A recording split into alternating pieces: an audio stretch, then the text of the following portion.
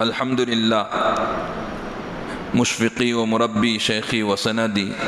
افتخار السالکین حضرت مولانا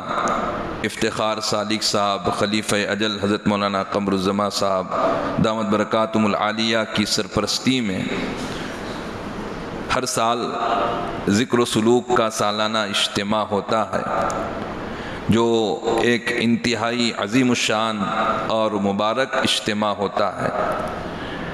تو اسی مناسبت سے ہم لوگ آج ذکر و سلوک کے سالانہ اجتماع کی مناسبت سے یہاں پر جمع ہوئے ہیں۔ جیسا کہ اعلان کیا گیا کہ 15-20 منٹ فضائل درود شریف پر مشتمل کچھ باتیں عرض کی جائے گی، اس کے بعد انشاءاللہ درود شریف کی مجلس ہوگی مغرب تک، اور پھر مغرب کے بعد اصل مجلس ہوگی، اور اس مجلس میں صحبت اہل اللہ اور ذکر اللہ سے متعلق ساری باتیں تفصیل سے انشاءاللہ ہمارے سامنے آئے گی۔ میں بھی آتے آتے ایک بات سوچ رہا تھا، اور اس پر حضرت کے انتخاب پر دل سے دعائیں بھی نکل رہی تھی کہ حضرت نے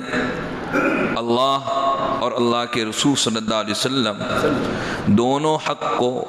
بہت اچھے سے جمع فرمایا کہ جس طرح سے ذکر و سلوک کے اس اجتماع کے موقع پر ذکر اللہ ہوگا، ذکر اللہ کی بھی مجلس ہوگی، پھر دعا ہوگی،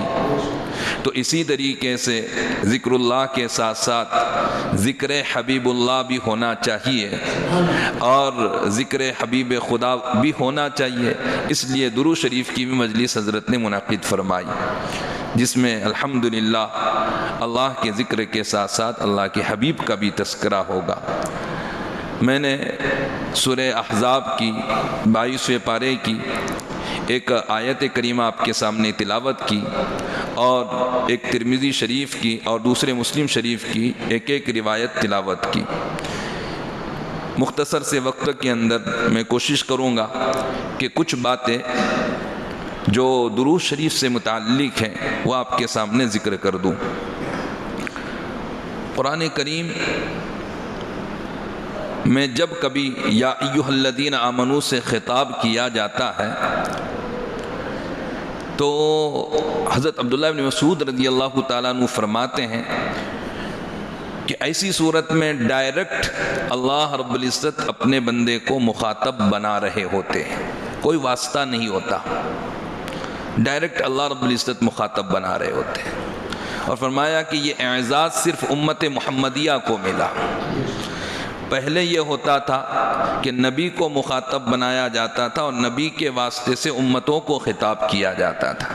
لیکن اس امت کو نبی کریم صلی اللہ علیہ وسلم کی برکت سے یہ اعزاز حاصل ہوا کہ اللہ رب العزت ڈائریکٹ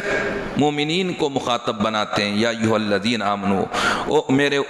میرے وہ بندوں جو مجھ پر ایمان رکھتے ہیں۔ تو ابن مسعود فرماتے ہیں کہ ایسی صورت میں اب ہمیں اپنے کان بالکل متوجہ کر لینا چاہیے، ہماتن گوش ہو کر کے اس حکم خداوندی کو سننا چاہیے کہ جس میں یا تو اللہ رب العزت کسی عظیم کام کا امر کر رہے ہوتے کہ او ایمان والو ایسا کرو، یا یہ کہ کسی بڑی برائی سے اللہ رب العزت روک رہے ہوتے کہ او ایمان والو ایسا نہ کرو۔ چنانچہ اب قرآن کریم کے اندر تقریباً وہ 88 مقامات ہے، 88 مقامات اس طرح سے جو اس میں یا ایھا الذین آمنوا کے ذریعے مخاطب کیا گیا، لیکن ایک خاص چیز جو مجھے آپ کو بتلانی ہے، ایک واقعے سے اس کو آپ سمجھے تو انشاءاللہ یاد رہے گا۔ ہم لوگ حیدرآباد میں قرآنی مسابقات کے موقع پر ایک مسابقے میں ہم لوگ شرکت کرتے تھے، وہاں ایک جگہ پر حیدرآباد بلکہ بنگلور کے اندر وہاں کے جامع مسجد کے امام صاحب نے ایک سوالیہ انداز میں ایک واقعہ بیان کیا۔ وہ یہ کہ ایک سوال کیا گیا قرآنی حفاظ سے اور قرآن کریم کے علماء سے کہ ایک ایسی آیت بتلاؤ کہ جو آیت میں یا ایھا الذین آمنو بیچ آیت سے شروع ہو رہا ہو، بیچ آیت سے یا ایھا الذین آمنو شروع ہو رہا ہو۔ آپ جتنے بھی یا ایھا الذین آمنو دیکھیں گے نا وہ شروع آیت سے، لیکن ایک آیت ایسی ہے قرآن کریم میں جس میں یا ایھا الذین آمنو بیچ آیت میں، اور کہا کہ وہ بہت مشہور آیت ہے اور ہر موقع پہ پڑھی بھی جاتی ہے، سنی بھی جاتی ہے، لیکن جلدی ذہن لوگوں کا گیا نہیں۔ پھر انہوں نے خود ہی بتلایا کہ اس کا جواب یہی آیت ہے کہ ان اللہ و ملائکتہ یصلون علی النبی یا ایھا الذین آمنوا صلوا علیہ وسلموا تسلیما۔ مجھے یہ واقعہ بتلا کر کہ آپ کو بتلانا کیا ہے، اب سمجھو، آپ کو بتلانا یہ ہے کہ دیکھیے باقی جتنے احکامات ہیں وہاں تمہید باندھے بغیر اللہ رب العزت ڈائریکٹ خطاب کر رہے ہیں کہ ایسا کرو ایسا نہ کرو، لیکن جب صلاۃ علی النبی کا امر کرنا تھا، نبی کریم صلی اللہ علیہ وسلم پر درود شریف بھیجنے کا امر کرنا تھا، تو پہلے اللہ نے اس حکم سے پہلے ایک تمہید باندھی، ان اللہ و ملائکتہ یصلون علی النبی، یہ تمہید ہے۔ پھر حکم دیا یا ایھا الذین آمنوا صلوا علیہ وسلموا تسلیما۔ آگے والا امر اتنا عظیم ہے کہ اس کو سمجھانے کے لیے پہلے تمہید باندھنی پڑی، اس کی اہمیت بتلانی پڑی کہ یہ ہے کتنا عظیم کام جس کا میں تم کو آگے امر کر رہا ہوں۔ چنانچہ اللہ رب العزت نے تمہید باندھتے ہوئے پہلے دو باتیں فرمایا ان حرف تاکید ہے، یہ حرف تاکید ہے، بے شک۔ تاکید اس وقت پیدا کی جاتی ہے جبکہ کوئی انکار کر سکتا یا کسی کو جلدی سمجھ میں نہ آئے، تو چونکہ آگے کی جو بات ہے نا، ہو سکتا ہے کہ لوگوں کے اذہان اس کو جلدی قبول نہ کریں کہ اللہ کو نبی پر درود بھیجنے کی کیا ضرورت، ہو سکتا تھا کہ ذہن جلدی اس کو قبول نہ کرے، اس لیے تاکید کے ساتھ کہا کہ ان اللہ، کہ یقیناً اللہ رب العزت بھی نبی کریم صلی اللہ علیہ وسلم پر درود بھیجتے ہیں، چاہے اب اس کا معنی یہ کرتے ہیں کہ یقیناً اللہ رب العزت بھی اپنے نبی پر رحمت کو نازل فرماتے ہیں، وَمَلَائِكَتَهُ، اور اللہ کے فرشتے بھی نبی کریم صلی اللہ علیہ وسلم پر درود بھیجتے ہیں۔ یہ تمہید باندھی گئی کہ یقیناً اللہ رب العزت بھی اپنے نبی پر رحمت کو نازل کرتے ہیں، جس کو ہم عام الفاظ میں کہیے کہ درود بھیجتے ہیں۔ وَمَلَائِكَتَهُ، اور اللہ کے فرشتے بھی نبی کریم صلی اللہ علیہ وسلم پر درود بھیجتے ہیں۔ اللہ کی طرف نسبت کریں گے تو معنی الگ ہو جائے گا، فرشتوں اور انسانوں کی طرف نسبت کریں گے تو معنی الگ ہوگا۔ اللہ کی طرف نسبت کرتے ہیں تو معنی یہ ہوا کہ اللہ رب العزت اپنے نبی پر رحمت نازل کرتے ہیں۔ وَمَلَائِكَتَهُ، اور اللہ کے فرشتے اللہ کے نبی کریم صلی اللہ علیہ وسلم کے لیے دعائے رحمت کرتے ہیں۔ تو اب یہ ہوئی تمہید۔ اب تمہید باندھنے کے بعد کہا جا رہا ہے کہ جب یہ اتنا مبارک عمل ہے کہ اس امر کو اللہ بھی انجام دیتے ہیں اور اس عبادت کو فرشتے بھی انجام دیتے ہیں، دیکھو جملے الگ الگ، اللہ کے لیے عبادت کا لفظ نہیں بولیں گے، امر کا لفظ بول سکتے ہیں، کیونکہ الا لہ الخلق والامر، کہ یہ ایک ایسا امر ہے، اس امر کو اللہ رب العزت بھی انجام دیتے ہیں، اور یہ ایک ایسی مبارک عبادت ہے کہ اسے فرشتے بھی انجام دیتے ہیں۔ تو او مسلمانوں، اب تمہیں بھی چاہیے کہ اس عبادت کو انجام تم بھی دینے لگو، اور اس عبادت کے کرنے والوں میں جو ہے تو تم بھی شریک ہو جاؤ، کہ اب کہا کہ یا ایھا الذین آمنو، کہ او میرے وہ بندو جو ایمان رکھتے ہیں، صلو علیہ، کہ تم بھی نبی کریم صلی اللہ علیہ وسلم پر درود بھیجو، وسلموا تسلیما، اس کا ایک ترجمہ تو کیا جاتا کہ نبی کریم صلی اللہ علیہ وسلم پر سلامتی کے کلمات بھیجو، السلام علی النبی کہو، لیکن اس کا ایک آگے کی آیت سے ربط کرتے ہوئے ایک بہت اچھا ترجمہ، وسلموا تسلیما، کہ نبی کریم صلی اللہ علیہ وسلم کے لیے سراپا سلام بن جاؤ، نبی کریم صلی اللہ علیہ وسلم کے دین کے لیے سراپا سلام بن جاؤ، ایسے بن جاؤ کہ تمہارے زندگی سے، تمہارے اعمال سے نبی کریم صلی اللہ علیہ وسلم کو تکلیف نہ پہنچے۔ یہ مفہوم کہاں سے نکلتا ہے؟ یہ آگے کی آیت کو ملانے سے،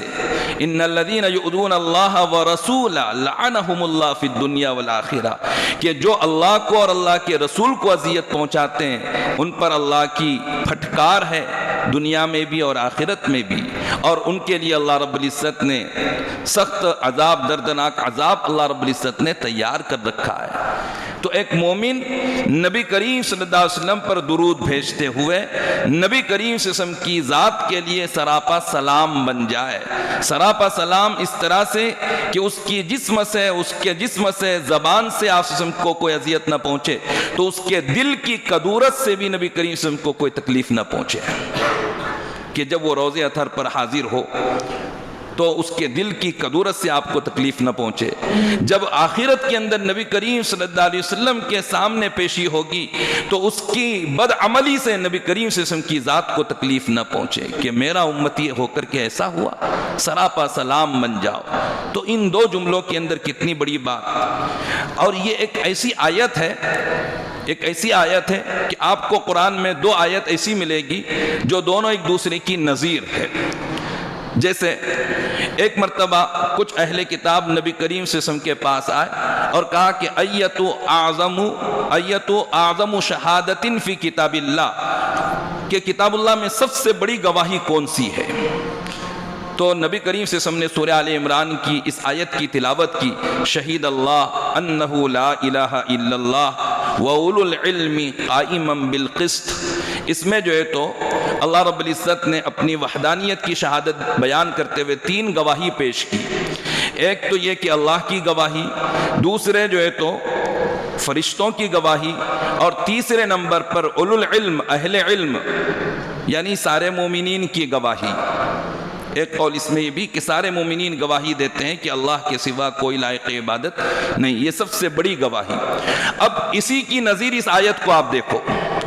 جس طرح سے سب سے عظیم شہادت کو بیان کرتے ہوئے اللہ کے فرشتے اور مومنین اللہ کی وحدانیت کی شہادت دیتے ہیں نا، بالکل اسی طریقے سے نبی کریم صلی اللہ علیہ وسلم کے رتبے کو سمجھو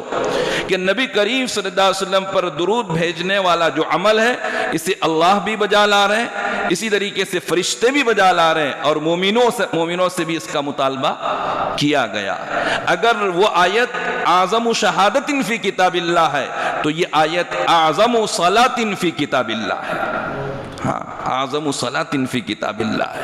کہ بالکل اس میں تین باتیں ہیں، اللہ کے فرشتے اور مومنین اللہ کی وحدانیت کی شہادت دیتے ہیں۔ اس میں بھی تین باتیں ہیں، اللہ کے فرشتے اور مومنین نبی کریم صلی اللہ علیہ وسلم پر درود شریف بھیجتے ہیں۔ درود شریف یہ کتنا مبارک عمل ہے۔ ترمذی شریف کی روایت میں ابن مسعود فرما رہے ہیں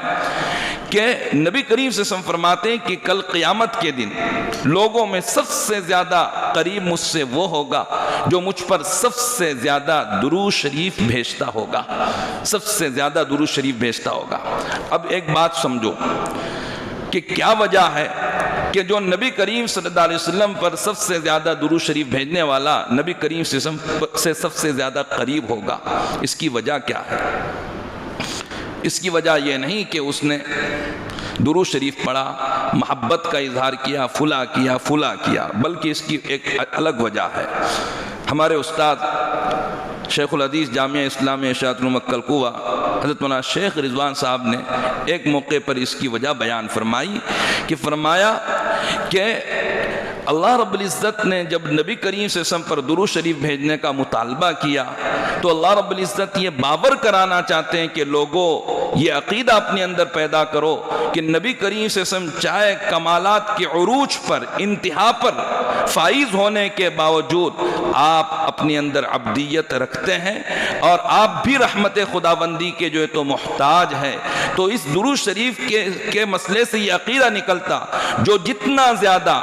عبدیت محمد کا عقیدہ اپنے اندر رکھے گا اتنا زیادہ وہ کل قیامت کے دن نبی کریم صلی اللہ علیہ وسلم سے قریب ہوگا۔ کتنے لوگ ایسے بھی ہوئے ہیں جنہوں نے کمالات کو دیکھ کر کے اپنے نبی کو عبدیت سے بڑھا کر کے الوہیت تک کے پہنچا دیا، جس کی وجہ سے توحید نہیں رہی، شرک سے بدل گئی۔ تو ایسی نبی کریم صلی اللہ علیہ وسلم کے جو کمالات ہیں وہ سارے انبیاء سے بڑھ کر کے ہیں، سبب وجود کائنات ہے، فخر موجودات ہیں نبی کریم صلی اللہ علیہ وسلم، تو ہو سکتا تھا کہ نبی کریم صلی اللہ علیہ وسلم کے بھی کمالات کو دیکھ کر کے کچھ لوگ وہ ہوتے ہیں کہ جو نبی کریم صلی اللہ علیہ وسلم کو عبدیت سے بڑھا کر کے الوہیت تک پہنچا دیتے، جیسا کہ بعض طبقات ایسا کرتے بھی ہیں۔ تو اب درود شریف کو مشروع کیا گیا اور درود شریف کے پڑھنے کا مطالبہ کیا گیا، اور درود شریف جو کثرت سے پڑھے گا وہ نبی کریم صلی اللہ علیہ وسلم سے حد درجہ قریب ہوگا۔ تو یہ باور کرانے کے لیے کہ جو آدمی یہ اعتقاد رکھے گا کہ نبی کریم صلی اللہ علیہ وسلم اپنے تمام کمالات پر فائز ہونے کے باوجود سب سے بڑا جو آپ کا کمال ہے کمال عبدیت، اسی کمال عبدیت پر آپ صلی اللہ علیہ وسلم ہے، اور آپ چاہے جن کمالات کو پہنچ جائے تب بھی آپ رحمت خداوندی کے محتاج ہیں۔ جو یہ اعتقاد اپنے اندر پیدا کر لے گا وہ نبی کریم صلی اللہ علیہ وسلم سے سب سے زیادہ قریب ہوگا۔ نبی کریم صلی اللہ علیہ وسلم محل رحمت ہے، خالق رحمت نہیں ہے۔ آپ صلی اللہ علیہ وسلم منزل رحمت ہے، منزل رحمت نہیں ہے، یعنی آپ رحمت کی منزل ہے، رحمت کو نازل کرنے والے نہیں ہیں۔ آپ رحمت کا محل ہے، رحمت کے خالق نہیں ہیں۔ اللہ کو اللہ کا درجہ دینا، نبی کریم صلی اللہ علیہ وسلم کو نبی کریم صلی اللہ علیہ وسلم کا درجہ دینا، یہ اسلام کا جو ہے تو ایک بنیادی سبق ہے۔ تو اس لیے جو آدمی نبی کریم صلی اللہ علیہ وسلم پر اس احساس کے ساتھ درود شریف پڑھتا ہوگا کہ اللہ ہی یکتا معبود ہے اور اللہ رب العزت نے کمالات کا مظہر میرے نبی کو بنایا، اس لیے میں نبی کریم صلی اللہ علیہ وسلم کے لیے اللہ سے رحمت کے نزول کو طلب کرتا ہوں اور نبی کریم صلی اللہ علیہ وسلم کی عبدیت کا اعتقاد اپنے اندر رکھتا ہوں، تو وہ آدمی کل قیامت کے دن نبی کریم صلی اللہ علیہ وسلم سے سب سے زیادہ قریب ہوگا۔ اسی طریقے سے ایک روایت جو مسلم شریف کی روایت ہے، حضرت عبداللہ بن عمرو بن عاص کہتے ہیں کہ نبی کریم صلی اللہ علیہ وسلم فرماتے ہیں کہ جو کوئی میرے اوپر ایک مرتبہ درود شریف بھیجتا ہے، ایک مرتبہ درود شریف پڑھتا ہے، اللہ اس کی برکت سے اس کے اوپر 10 رحمتیں نازل کرتے ہیں۔ اب کوئی یہ کہے کہ اس میں درود شریف کی کیا فضیلت، کیا خصوصیت؟ من جاء بالحسنہ فلہ عشر امثالھا، جو کوئی بھی ایک نیکی کرے گا 10 گنا ثواب ملتا ہے۔ ایک درود شریف پڑھا تو 10 گنا رحمتیں مل گئی، تو کون سی بڑی بات ہوئی؟ دونوں میں زمین آسمان کا فرق، حسنہ الگ ہے، رحمت الگ ہے۔ کوئی آدمی اگر ایک نیکی کرتا ہے 10 گنا ثواب اس کو ملتا ہے، لیکن اگر کوئی آدمی ایک مرتبہ نبی کریم صلی اللہ علیہ وسلم پر رحمت کے نزول کو طلب کرتا ہے تو اللہ ایسا نہیں کہ اس کو 10 حسنہ یا 10 مرتبہ درود شریف پڑھنے کا ثواب دیتے ہیں، بلکہ اللہ اس پر 10 رحمتیں نازل کرتے ہیں، اور اس کی بخشش کے لیے تو ایک ہی رحمت خداوندی کافی تھی، تو 10 رحمتوں کا جو ہے تو کیا حال ہوگا؟ تو ایسا نہیں کہا جا رہا ہے کہ ایک مرتبہ درود شریف پڑھے گا تو 10 نیکیاں دیں گے، بلکہ ایک مرتبہ درود شریف پڑھے گا تو اللہ 10 رحمتوں کو نازل فرمائیں گے۔ تو رحمت ایک الگ چیز ہے، حسنہ جو ہے تو ایک الگ چیز ہے۔ کتنی عظیم چیز ہے کہ آپ جو ہے تو نبی کریم صلی اللہ علیہ وسلم کے لیے ایک مرتبہ درود شریف پڑھیں، اللہ رب العزت 10 رحمتیں نازل کر رہے ہیں۔ لیکن یہ اس لیے نہیں کہ ہمارے آپ صلی اللہ علیہ وسلم کے لیے درود شریف اور رحمت کے نزول کو طلب کرنے سے اللہ کی رحمت نازل ہوگی۔ وہ تو رحمت نازل ہو رہی ہے، جیسے اللہ خود کہہ رہے ہیں ان اللہ وملائکتہ یصلون علی النبی، لیکن اگر ہم اپنے آپ کو ان لوگوں میں شامل کریں گے جو نبی کریم صلی اللہ علیہ وسلم کے لیے اللہ سے رحمت کے نزول کو طلب کرتے ہیں، تو ہمارا شمار بھی نبی کریم صلی اللہ علیہ وسلم سے محبت کرنے والوں میں ہوگا۔ جیسے ایک عاشق وہ اپنے معشوق سے دنیا عشق اور دنیا محبت میں وہ یوں کہتا ہے کہ اے میرے معشوق اور میرے محبوب، تیرے زلفوں کو تو میری کنگھی کی ضرورت نہیں ہے، وہ پہلے ہی سے سنورے ہوئے ہیں، لیکن میری کنگھی کو ضرورت ہے کہ تیرے زلفوں سے مس ہو جائے۔ تو بالکل اسی طریقے سے نبی کریم صلی اللہ علیہ وسلم تو اللہ رب العزت کے کرنے سے وہ رحمت کے منتہا پر ہے۔ ہم درود شریف بھیجے یا نہ بھیجے، اللہ رب العزت کی طرف سے رحمت کا نزول ہو رہا ہے۔ آپ صلی اللہ علیہ وسلم تو اپنے مقام علیٰ کے اوپر فائز ہے، لیکن ہمیں ضرورت ہے کہ ہم ان لوگوں میں شامل ہو جائے جنہوں نے اللہ کے رسول صلی اللہ علیہ وسلم کے لیے رحمت کے نزول کو طلب فرمایا۔ بہرحال تو یہ ایک مبارک مجلس ہے، اس موقع کے اوپر اللہ کے رسول صلی اللہ علیہ وسلم کی محبت میں غرق ہو کر، آپ کے احسانات کو پیش نظر رکھ کر کے، آپ صلی اللہ علیہ وسلم کی محبت کے جذبات کو دل کے اندر پیوست کر کے، محبت میں ڈوب کر کے جو ہے تو